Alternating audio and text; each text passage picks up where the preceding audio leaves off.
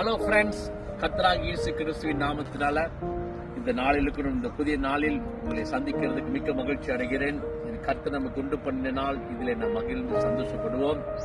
இந்த நாளில் கூட கர்த்தர் எனக்கு கொடுத்திருக்கிற வாய்ப்புக்காக பிதாவாக தேவனை ஸ்தோத்தரிக்கிறேன்.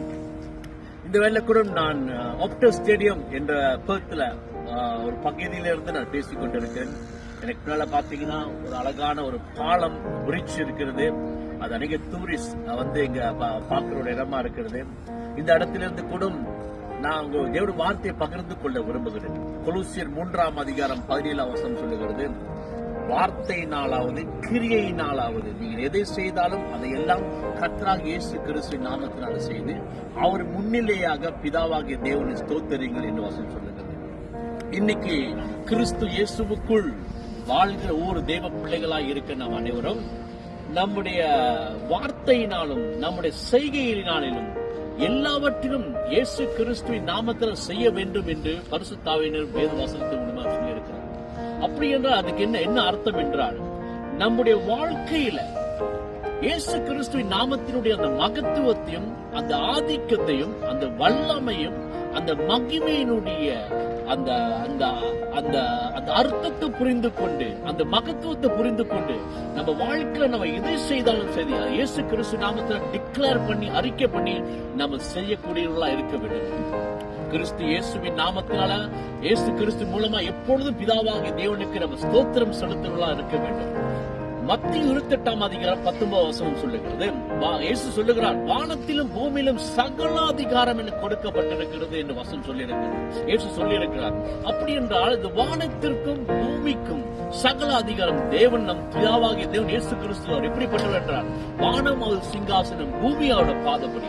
அப்படி என்றால் சகலத்தை உண்டாக்கினவர் அவர், சர்வ வல்லமையுள்ள தேவன். அவர் சொல்லுகிறார், வானத்திலும் பூமியிலும் சகல அதிகாரம் எனக்கு கொடுக்கப்பட்டிருக்கிறது சொல்லியிருக்கிறார். இன்னைக்கு கிறிஸ்து இயேசுவுக்குள் கர்த்தராகிய இயேசுவை சொந்த இரட்சகராக ஆண்டவராக ஏற்றுக்கொண்ட ஒவ்வொரு தேவ பிள்ளைகளுக்கும் இந்த வானத்திலும் பூமியிலும் ஆளுகை செய்யத்தக்கதாக இந்த இயேசு கிறிஸ்து நாமத்தின் அதிகாரம் நமக்கு கொடுக்கப்பட்டிருக்கிறது.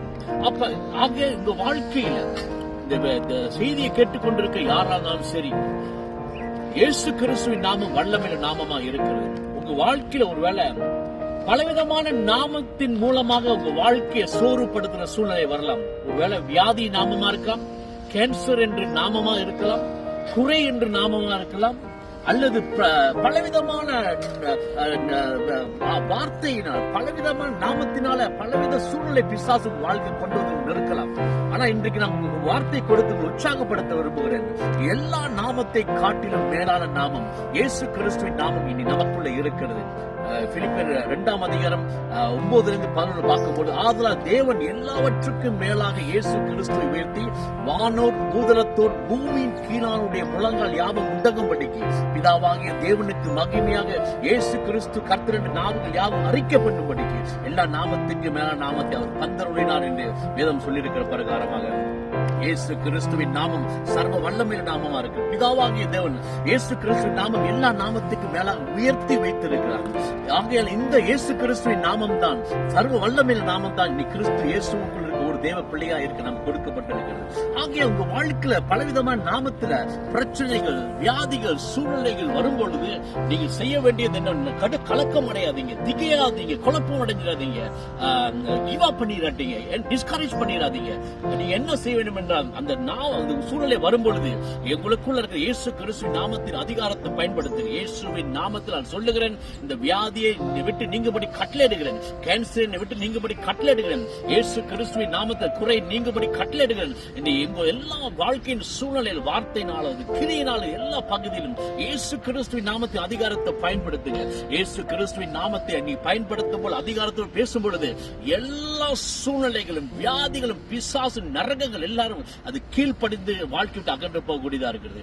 இயேசு கிறிஸ்துவின் நாமம் நமக்குள்ள கொடுக்கப்பட்டிருக்கு. பலம் கொண்டு திடமானதா இருக்கு. கர்த்தர் உங்களை ஆசீர்வதிப்பார். ஆமென், ஆமென், ஆமென்.